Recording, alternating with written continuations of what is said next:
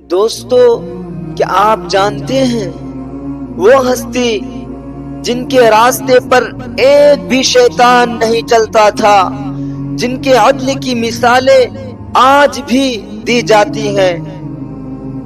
آج ہم بات کریں گے سیدنا عمر بن خطاب رضی اللہ عنہ کی شہادت کا۔ دوستو، وہ واقعہ جو ہر عاشق صحابہ کے دل کو ہلا کر رکھ دیتا ہے۔ حضرت عمر بن خطاب رضی اللہ عنہ نے 10 سال سے زیادہ خلیفہ رہے۔ آپ کے دور میں اسلام نے بے مثال فتوحات حاصل کی۔ آپ راتوں کو مدینے کی گلیوں میں گشت کرتے، رعایا کی حالات معلوم کرتے اور یتیموں بیواؤں کے لیے خود راشن اٹھاتے۔ لیکن ایک صبح جب آپ نماز فجر کے لیے تشریف لائے تو صفیں درست ہو چکی تھی۔ آپ نے تکبیر کہی اور جیسے ہی سجدے میں گئے، فیروز نامی مجوسی جو ابو لولو نے چھری سے آپ پر وار کیے۔ دوستو، تاریخ کہتی ہے آپ پر اتنے زخم آئے کہ زمین ہل گئی، آسمان غمگین ہو گیا۔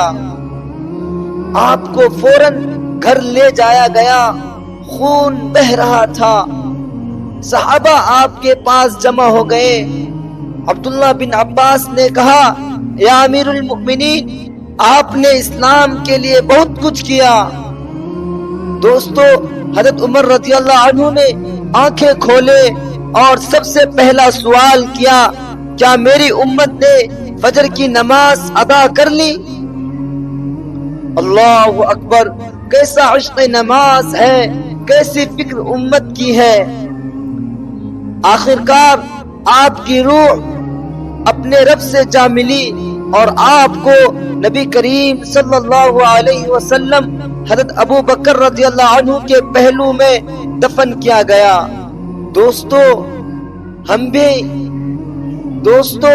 ہم بھی سوچے جب موت آئے گی تو کیا ہماری زبان پر نماز کا سوال ہوگا؟